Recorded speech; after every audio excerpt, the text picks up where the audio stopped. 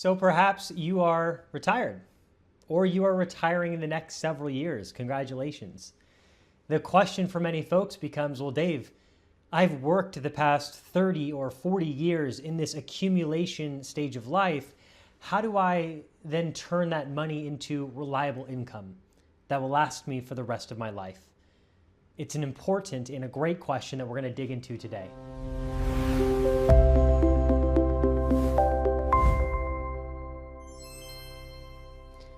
There are three different strategies that I tend to use, how I explain different ways of generating income. Now, while there are some alternative ways to do so, I'm going to focus on three of the more traditional strategies.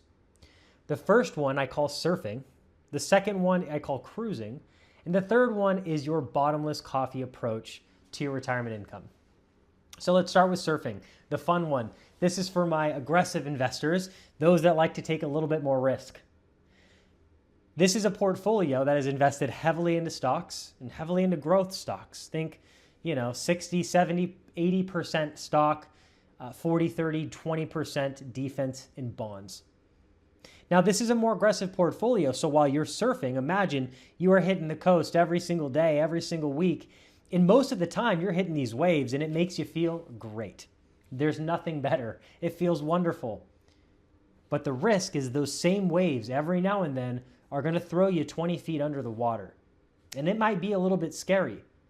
And so are you willing to accept that risk for the payoff of all the joy and all the great waves and the great experiences that it brings? That's being an aggressive investor in retirement. When the market's doing very, very well, it's going to feel great. You're going to see your portfolio grow quite substantially, and it's going to be a nice ride. But the market does bad 25% of the time. And that 25% could throw you 15 or 20 feet under, and it might be a little bit scary. So when you think about the surfing approach, I want you to think about it like that. The pros of having a very more aggressive stock-heavy portfolio is that you've got a lot of growth opportunity, and that can be great for your legacy, for your retirement, and your portfolio. And the trade-off is going to be there's more risk. If the market does collapse and your portfolio goes down 40 or 50%, is your plan going to be able to sustain your income need?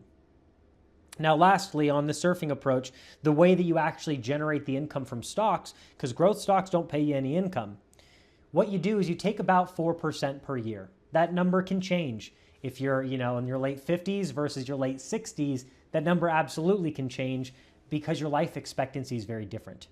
But let's take 4% as a general rule of thumb. So if you have, $1 million, it creates $40,000 per year. But if you're an aggressive investor and the market collapses and that million is worth 500,000, you would need to take out 8% a year to still take out 40,000 a year for your bills. So there are different safeguards that you're going to want to have in place.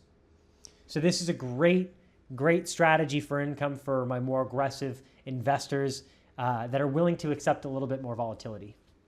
Now, a very popular strategy is the cruise approach. Now, think about a cruise. It's not a speedboat.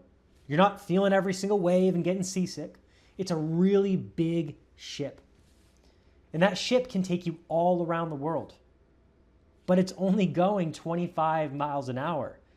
It's not going very fast. It's steady. It's consistent. And even when there's a storm in the sea, it's actually fairly easy to navigate around that storm.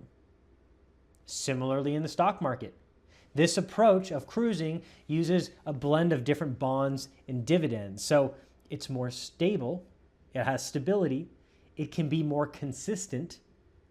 And even if there is a severe market crash and we're experiencing some really stormy weather, it makes it much easier to navigate and manage. Now, while there is still risk because you're still invested in dividend stocks and bonds, there's a lot less risk compared to the growth strategy. Now, what's the downside of this? Well, the downside is you're actually giving up growth opportunity. Your portfolio over the long haul probably will not grow as much. But for some, they're okay with that. Their priority isn't hitting this arbitrary growth number.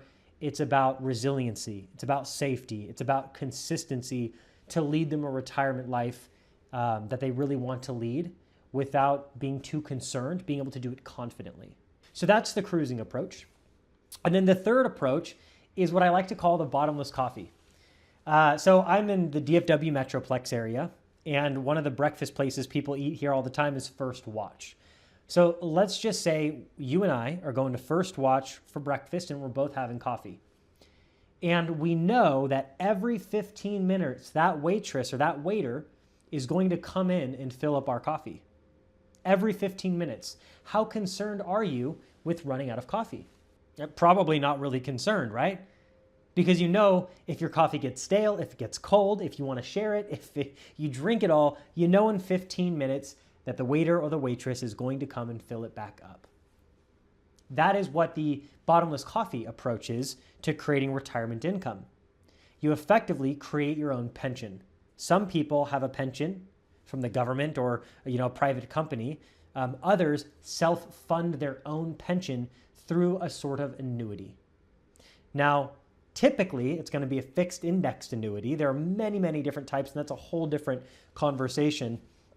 But the most important thing and the biggest downside to this is two things. Number one is you're giving up growth opportunity. Number two is it's not as liquid. You lose liquidity from it, right? And number three, oftentimes the income does not grow.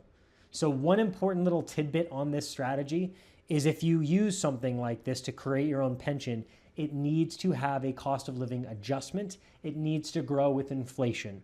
$20,000 this year is not the same $20,000 in 10 years or in 20 years.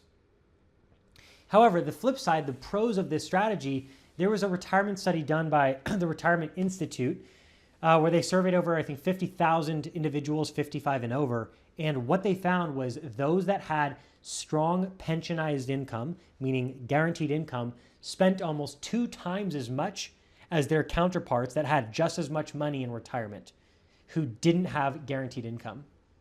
Now, why is that the case? Well, because when it's guaranteed, you're not afraid to spend it. It actually encourages spending because you know that in 15 days, in 20 days, in 5 days, that bank account is going to be refilled. And it is not attached to the market performing. It's not attached to the economy. No matter what's happening in the world, you are guaranteed to get paid.